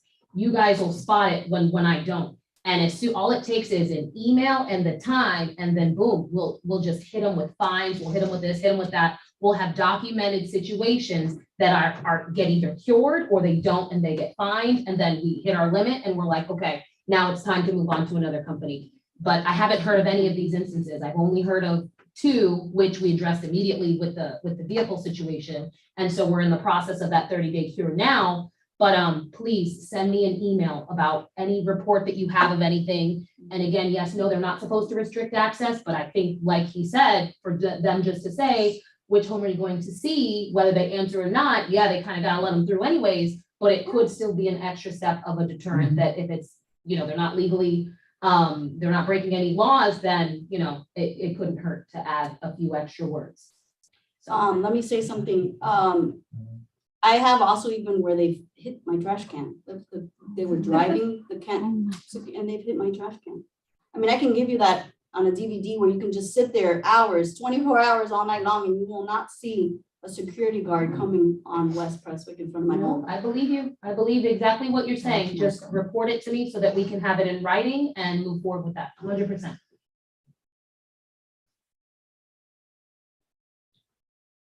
Okay, So my email is up here, by the way, on your way out, just snap a quick picture of it. all right. And you know how to get a hold of me. If you'd like to be a part of that committee, you know, point a chair, whatever, and we'll convene with that. Any other business? Regarding the How do you do guardhouse? this committee? Explain, how does that work? Well, if there's some, what I'd really like is to hear a vision of what we want to see in a security guard company. Because Expectations. yeah, Kent's got a competitor. I mean, I'll gladly do it. I don't. Please, I thank mean, you. We have to sign up or something. Yeah. If I you're like that willing being to- more than just me, because Yeah, I like absolutely. input from everybody, right? Yeah, My idea. and then this way, you know, we can come up with an expectation. Is this new company ready to come in? Does it meet our expectation, or are they just a cleaner car of Kent? I guess in dealing with this, I'd love to be able to do that, have a vision. This is the expectation. This is what we wanted. And maybe it didn't turn out perfect. Well, we'll improve on it the next time, but at least we're not going from apple to, apple to apple. Cleaner car, but same kind of people. They went to the same employment agent to hire the nighttime guards, if you know what I'm saying. What do we envision in that company is what I'd love to see from a. And the issue with the body cam, I'll also take that up. Oh, sure. I mean, yeah, I'd love to get pricing on it. Yeah, some of Make these sure- items that were mentioned, like the flashlight should be a no-brainer. Yeah. And there's a couple of things like that you mentioned with the record, either to take the picture of the tag and everything like that. Yeah, There's a that couple does of have a things I'll cost. get prices on myself and I'll send them to you. That Okay. way, All right, great. for the next meeting, we'll have it. How feasible is it to do an assessment, like from a security expert or something like that? Because I think the gentleman. Yeah, I did write that Brought up a down. good I have point no that- idea what that costs. I'm happy to look into it. And I don't see Because I why think not. that's why we live in the neighborhood we live. I mean, Yeah. And Because I even put a lighting. I mean, we can all assessment. I wrote give that down. suggestions and stuff, but Mhm. maybe if we look at the experts and see what we can assess and what is, Mhm. tangible. Yeah, I talked with her, I guess, if she knows of an expert or. I mean, we did have a PD expert that's been in the game for over 28 years, and he did provide some pretty good input, but you could look into another agency if you're interested as well, absolutely. So we can Well, make a I'll just note sit for down that and as visit well. with him. I guess. But yeah, that's great. One of And then the the lighting. things, talking with one of the officers, he suggested, in order for us to get that on Turnberry, to do the license tag, we have to go to that town meeting and we have to push the mayor, then we want that. The Well, mayor and. So we are an the, advisory rest of the board. council members. I will say, Council the mayor pushed back, when I researched it a couple of years ago, the mayor He did was push pushing on. us. He was very adamant about Yes, it. he was. But they have 4 of them in Miami Lakes already installed. Yeah. Why There can't is we a- have one in Loch Lomond? We can, we'll get new pricing, I'll bring it forward, and if we decide, let's do it. What was the price? What was it? The initial 100,000? camera was $6,000. Okay. The That's information, nothing. That's the okay. renewal was $3,000 every year. 6,500. 65 Well, every it's year. gonna, it's Anyway, like 20, there 32 per guardhouse So, per year. so Loch Lomond would pay that $3,200. Well, we were And on. we're already paying 300,000. Mhm. So what's another 30? Well, I gotta find out the new price. Yeah. We'll show you the entire budget. We can go over that definitely. We'll add that to the Yeah. next meeting. We'll add LPR to the discussion. We'll add the budget and the effect that it would have on it, et cetera. Does that have to be purchased through the city, or can that be done by? I believe it was through a company that does lease that, it. the city suggested to go to. The other thing that was an issue, we have new members of the board, new feedback on what will get. The ownership of that information in that camera was a concern at that time. And so, that was just one of the issues. Okay, Maybe things feel differently now. Maybe there's new requirements to the information available on that camera. He did mention it, that Yeah. it's not subject to public record and it's only accessible by law enforcement agencies. That's what we're finding out today. Right, Yeah. they didn't have all the you didn't know information. that then, Right. when you Well, turned. my it- when you guys- understanding was somebody controlled that information and it wasn't the city, our local police, and it wasn't us. Okay, Maybe that's different. Maybe I misunderstood, okay. whatever. The other thing, what was the other thing? But, and I'm not saying this to be against it. I'm just saying what happened back then. Okay, so we can revisit that. Absolutely, we're going to. Oh, okay. Yes. There's a line item in the budget for the Loch Lomond, and it's capital outlay infrastructure. And there's $36,000 in there. That's for bathrooms. What is that for? Okay, we were saving up to put in the bathrooms we've all dreamed of giving our guards availability to. Right, And so that was kind of like a savings that we were gonna build up. okay. The requirements to do that bathroom are so out of reach. At our HOA meeting, we'll be asking, do we wish to continue that savings towards the security stuff Or or? put it to the description. But that'll be brought up, that'll be talked about at our Already HOA. got the money. But it's, at Already the got time, money. we, That was the intent. that was the Right. intent. We Yeah. dreamed of having bathrooms. And the 10% contingency reserve, is that a town requirement? Yes. Correct. It's by resolution. It's a requirement. Now, at the time, I was told if I would get these cameras, it would lower that, but that's whatever. So, and that's how aggressive they were in us getting that camera. Plus, I was told 67th Avenue had one. Mhm. So I don't know if that's the case now. We'll have to find out. Yeah, he doesn't really want to relinquish, and that's fine. And maybe that's irrelevant to us getting it or not. But that was the information I had. Patrick, I would say, I would not be against the LPRs, but as someone said earlier, that's something that really addresses the issue after the fact. I think, we can do that, but our primary focus should be on preventative measures so that people, that we stop them before they even go in. Yeah. Great, if they go in, they come out, we have the license tag number, all for it. Yeah. But our focus should really be preventing it to begin with. Yeah, so that's what I'm hoping, let's see what we vision with the security company. I am gonna inquire about the night police officer off duty or whatever, and what the cost of that would be. And then we go from there. and make it- The best idea was, gentlemen there, with the body cam, Yeah, so that person knows, boom, they're caught. Yeah, Because the challenge is they're public access roads, so we know what we're in. So, Yeah. but at least that for sure But will the deter body somebody cam- if you're in constantly pursuing them. yeah, The body or- cam or, would you know, require the guard to get out of the house and go Yeah. to the driver's Yeah. side of the Do their car. job. Be awake. well, and we want them to take pictures of the license plates too, so he needs to be, he or she. Whatever the new pronouns are, but, needs to be out. Figure out in their scope. Can you Right. quote also an automatic barcode reader for the car so we can? That I'd have to get advisement on if we're even allowed to do that for our community. So a different type of barcode. Well, is a You barcode could- allowed for you could residents actually to put have it in the and go sticker. through?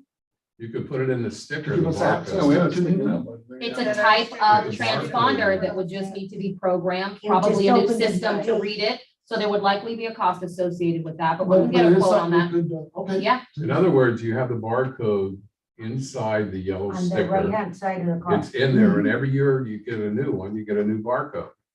And then when you drive up, it automatically, the gate will open for you. They so don't- for my community, we actually have a barcode, but they put it right on the front left light and it has it gets read through the, I don't know what I would call that, the barcode reader. But again, there would be a cost associated with that, as well as a programming cost to program them. And then we would have to talk about as a board, the cost of it. Would it be $35 every year for each car? If you get a new car, you gotta tear off the barcode. It's a sticker. It's not gonna be sticky anymore. So we would have to figure out the processes for that, but I can get quotes on different types of transponders if we're interested in But changing that the would, when technology. you for have it. more than one roadway into you have one for visitors and one for residents. Yes. We don't have that capacity at the gate.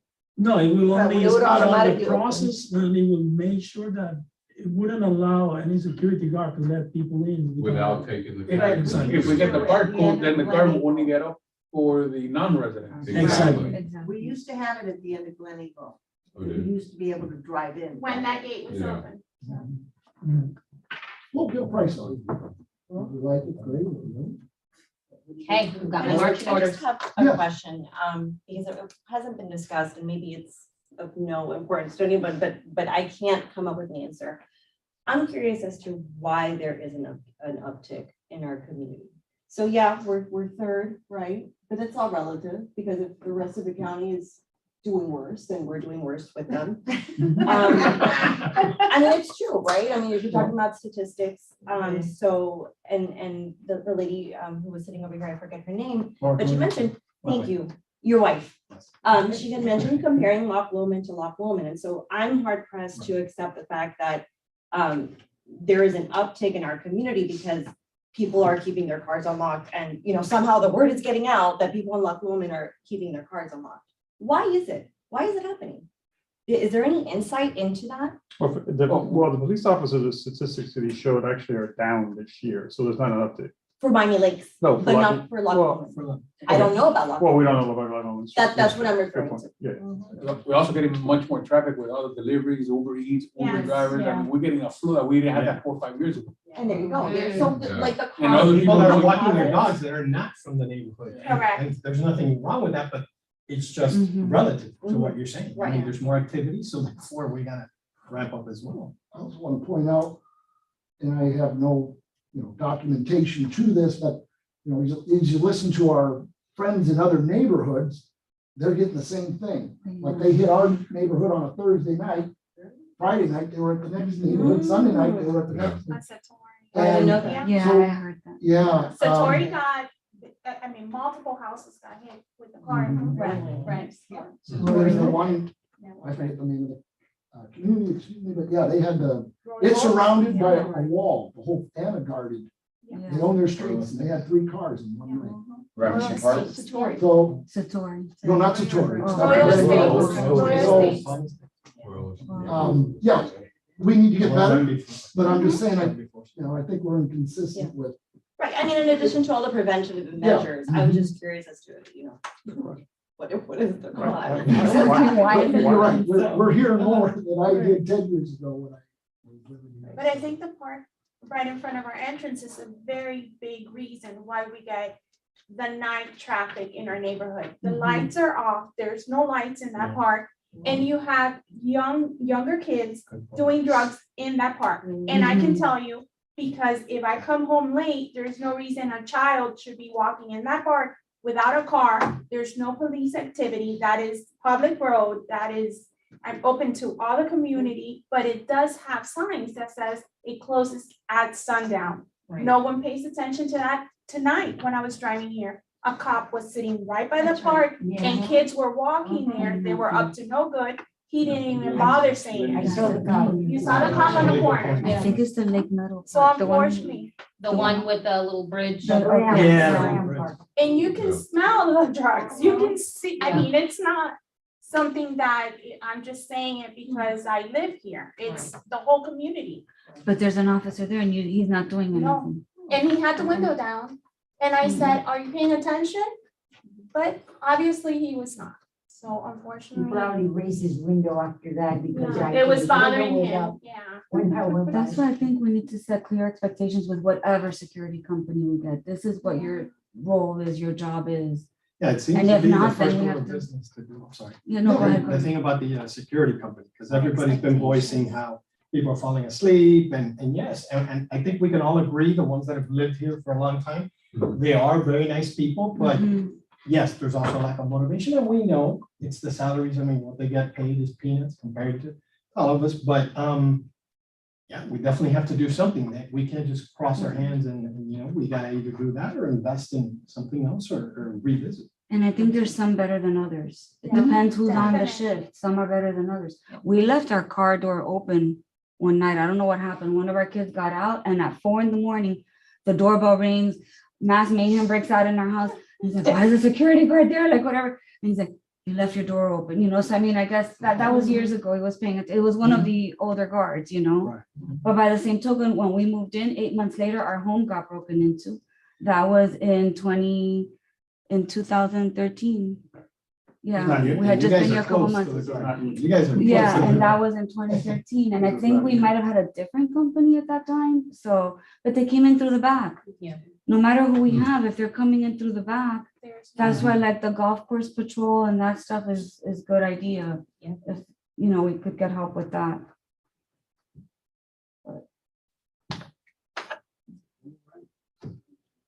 Anything else for the good of the order? All right. Patrick, just, let's see if we can get some legal person to tell us whether the golf course has a legal responsibility to secure their property for our protection. Okay. I mean, if you have a neighbor that's I will that's request got a it. lot of Okay. stuff going on, I think We're gonna do that's that. important. Yeah. I go after that. Maybe they It's need a to, now. maybe they need to have somebody. We're We're patrolling gonna it, ask that question. you know, And the link. legally or. And the what? And the link. Yeah. We have a link, we have a link. You guys maintain it, right? You guys do. Thank you guys all for coming. Before we're done, we just have to hear the motion to adjourn, guys. Sorry. Motion to adjourn. All those in favor? Any opposed? Seeing none, motion passes. Thank you, guys. Thank you for everybody coming. I love the community support. You guys have it. No other community has this. I didn't want to. I'm coming more because I'm a retired Uber mom. So That is awesome. I love it. Get my email before you go, please. If you don't have it, stop with the picture. Are you kidding? Who has my information? Well, Here's just my in cell phone case. number. They put it on the chat already. Good, how are you? Good to see you too. I'll take it. You can take a picture if you want. You had a. I don't have to How are you? No, yeah. I said it when I saw it. You're right.